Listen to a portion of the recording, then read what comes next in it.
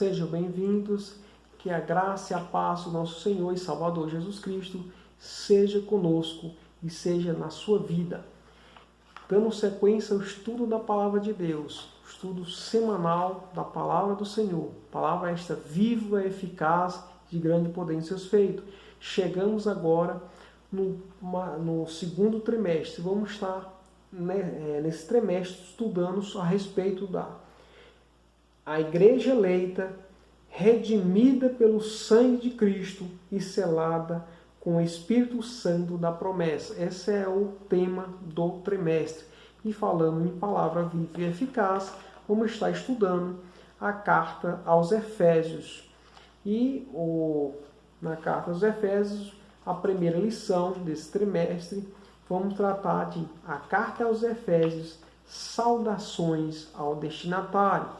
E Paulo, na sua saudação ao destinatário, ele sauda com a graça e a paz do nosso Senhor Jesus Cristo.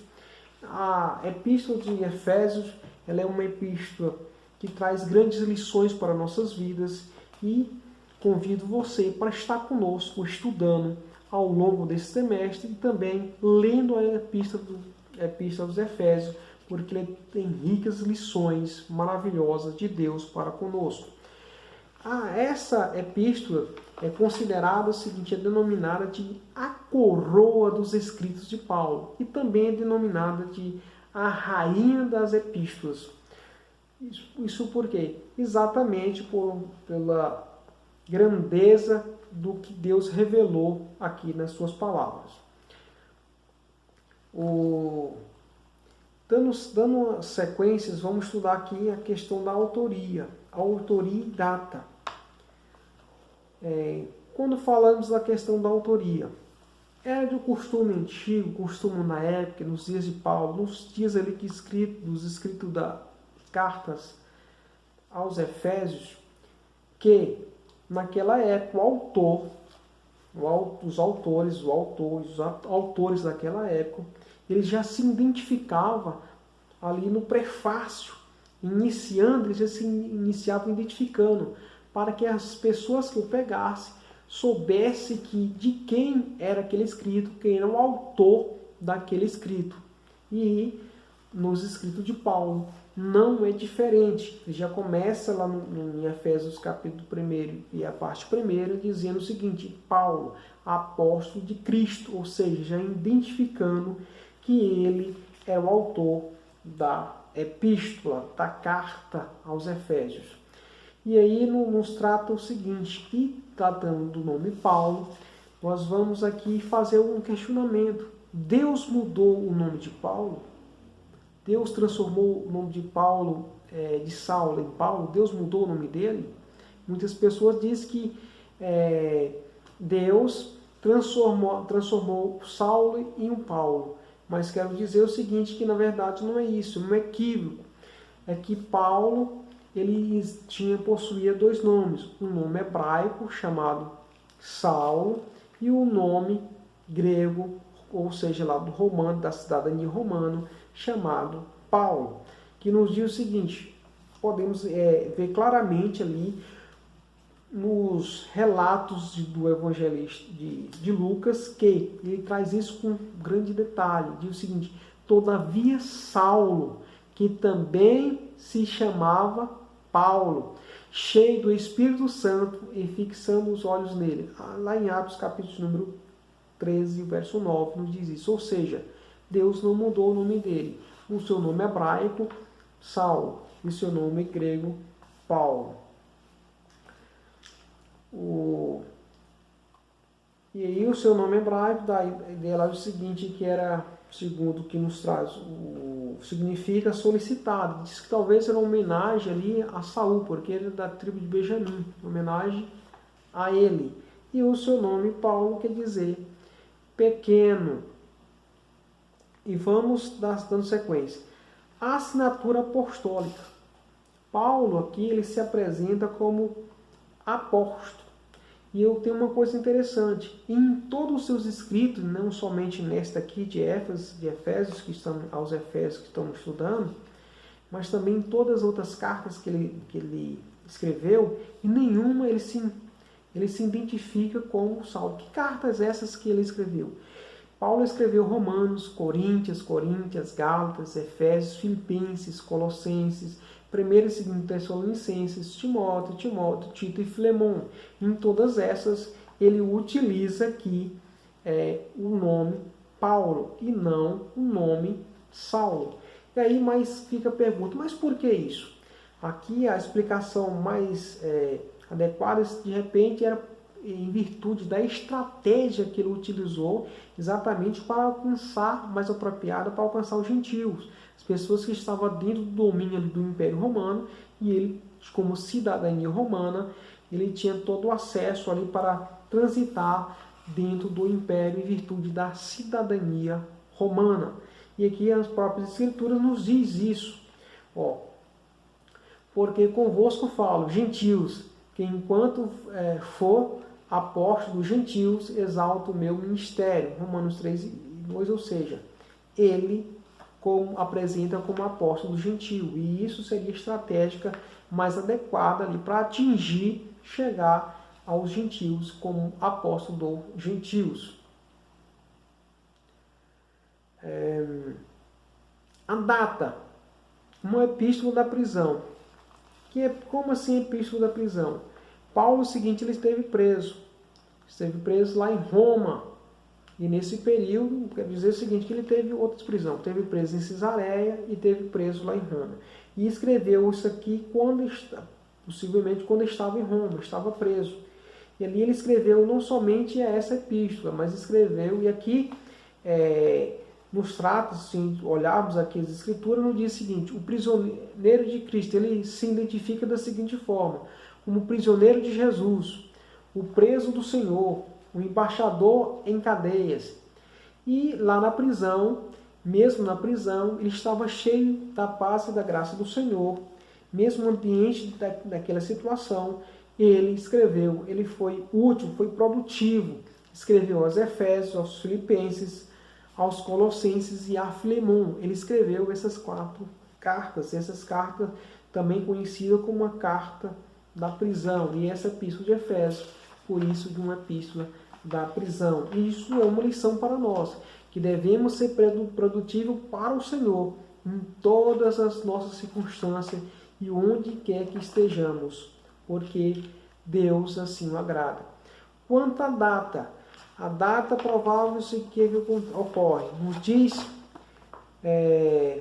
em Atos dos Apóstolos que após o apóstolo Paulo, após a sua terceira viagem pelo Mediterrâneo e na Ásia Menor, plantando as igrejas, transmitindo o Evangelho do Reino e ali fundando as igrejas, ele foi preso após a terceira viagem.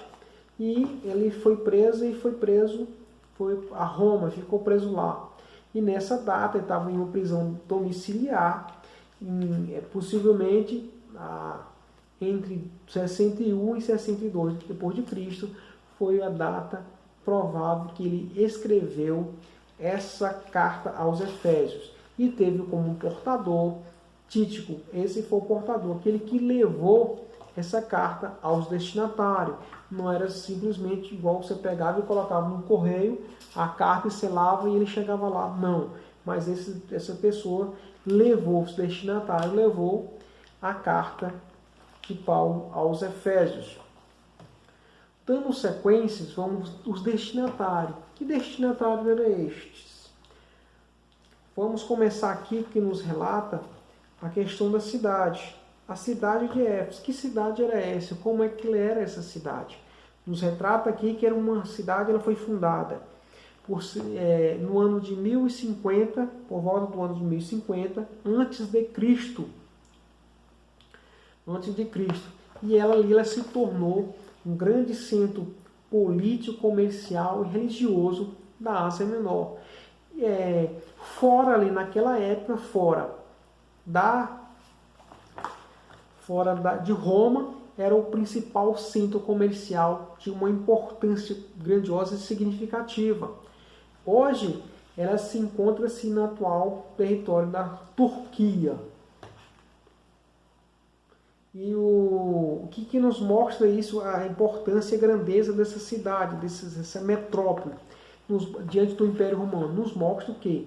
Só para ter uma ideia, que nos diz que a sua rua principal ela era feita em mármore. Isso mostra o seguinte, ladeado de colunas de lado a lado, ou seja, era de uma pujança realmente de fato muito grande, mostrava ali a importância econômica e financeira. Outra coisa, essa cidade ela tinha uma população de cerca de 500 mil habitantes. Era uma cidade muito populosa. E também o seguinte, naqueles dias, naquele tempo, ela possuía o anfiteatro, o maior anfiteatro do mundo de então, com a capacidade, era praticamente como um estádio, uma capacidade de 25 mil espectadores, pessoas ali na plateia, 25 mil.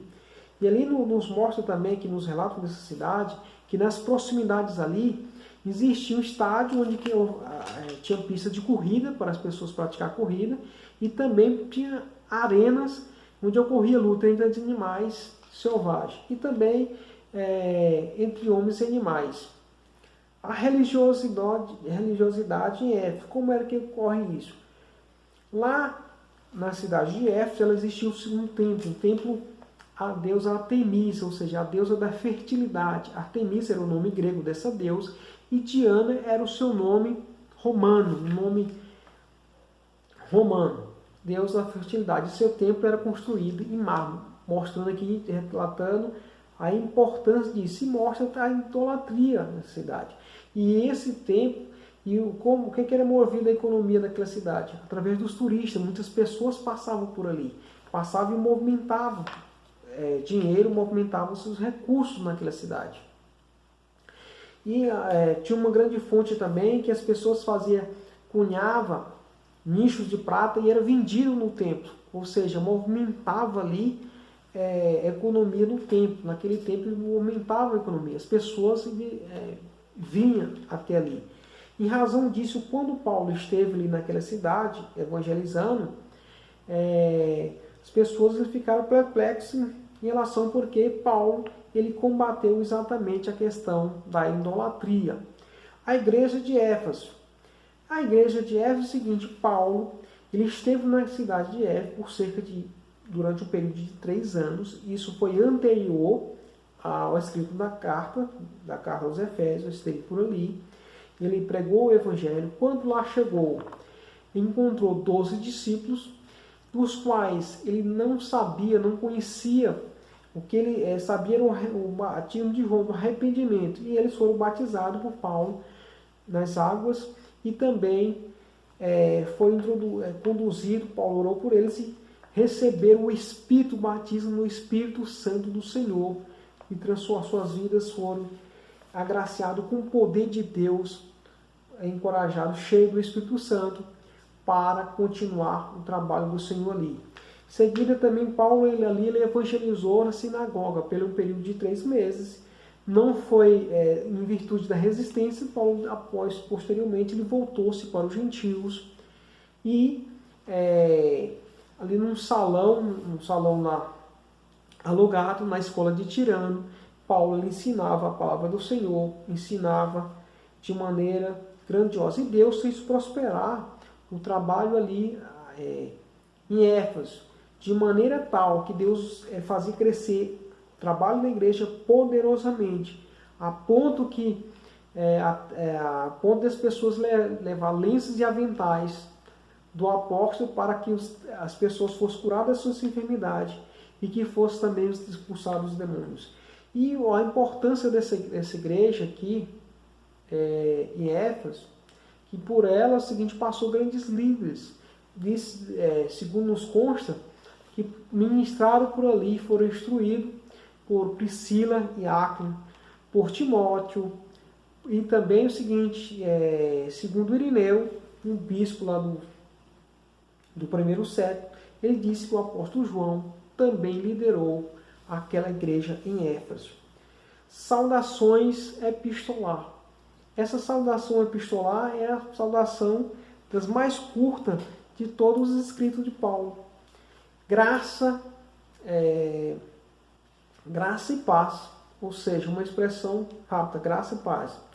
Ou seja, ali o que nos relembra? Nos relembra aqui que nossa salvação, ela é pela graça sois salvos, ou pela graça do Senhor, remota exatamente ao favor imerecido de Deus para conosco. Nós, de nós mesmos, era inútil. A salvação é mediante a graça de Deus. Nós não teríamos esse direito e sequer era digno da salvação. Mas o Senhor Jesus, pela sua grandeza, pela sua misericórdia, o Pai enviou o seu Filho unigênito para que todo aquele que nele crê não pereça, mas tenha vida eterna. E isso não é de nós, mas é um dom de Deus. E ali remete a isso. E a paz, aqui retrata o seguinte da paz, aquela paz que Jesus, ele próprio anuncia no seu mistério terreno, conforme João, no capítulo número 14 e 27, diz o seguinte: deixo a vocês a minha paz vos dou. E ele não dá essa paz como o mundo dá. E não diz mais, ou seja, uma paz fingida, uma paz de qualquer forma. Ele diz, olha, não fique aflitos, não tenha medo. Ou seja, a paz do mundo é uma paz temerosa, mas a paz do Senhor é uma paz que alegra a alma, independentemente da circunstância que passe. Ela é uma paz interna, porque é do Espírito Santo do Senhor. Dando sequência, o propósito da mensagem. E aqui nos traz chama a atenção muito importante. A epístola aqui não relata, que é apresentado o texto da epístola, não relata que aquela igreja ela tinha algum problema específico, mas se não tinha, então, e qual o propósito realmente então? Mas qual o propósito, se não tinha nenhuma questão específica? Primeiro, ali existia naquela igreja tantos cristãos como judeus convertidos ao Senhor. E aqui era necessário, Paulo trouxe ali necessário, que ambos, gentios como judeus, cristãos, estivesse uma unidade. Unidade é essa. Que unidade é essa? Unidade pelo plano universal da salvação para ambos os povos, ou seja, que tivesse a unidade, não discussão, porque era lente e outros para regiões pagãs, e ali também tinha judeus convertidos, ou seja, então tinha que haver a unidade entre os povos, e mostrando também que Deus, aqui está, Jesus, está no centro e no controle de todas as coisas, e todas as coisas são controladas exatamente pelo nosso Senhor e Salvador Jesus Cristo. E aqui enfatizado o plano universal da redenção para ambos os povos, tanto judeus como gentios. A mensagem. O que nos traz a mensagem aqui? Qual o propósito dessa mensagem? Podemos aqui a mensagem do Senhor. A igreja, ela parte de duas premissas, duas temáticas importantes, principais. Que temáticas essas? Gira em torno delas. E são as seguintes. Primeiro, trata da igreja, mas ela apresenta Cristo como a cabeça e a igreja como corpo. Essas aí são umas coisas principais. E aí você imagina assim, que um corpo ele não anda sem cabeça. Ele não ia andar sem direção. A cabeça ela mostra a direção. Ou seja, Cristo é a nossa direção. Ele conduz. E nós temos que andar guiados exatamente pela cabeça, que é Cristo. E aqui nos relata, ou seja, que cada um, resumindo tudo isso aqui, que cada um deve de fato fazer a sua parte. Ou seja, como fazer a sua parte? Jesus, a cabeça, ele fez a sua parte, morreu por nós na cruz do Calvário, para que tivesse o direito de salvação. Mas aqui, em nós, como corpo do Senhor, como corpo de pertencente, integrante do corpo de Cristo, é necessário que façamos a nossa parte. É necessário que praticamos o amor, a paz, que buscamos a Deus, que buscamos as ferramentas de Deus nas nossas vidas para que possamos lutar contra o inimigo e andar em conformidade com a sua vontade. Que Deus em Cristo ele possa estar abençoando nossas vidas de maneira especial, porque somente o Senhor, aquele que salva, que é vivo e eficaz, que é capaz de nos conceder a sua paz. E que o Espírito de Deus ele possa estar na sua vida, abençoando a sua casa, através da sua palavra. Até o próximo encontro, se Deus assim nos permitir. Em nome de Jesus. Amém.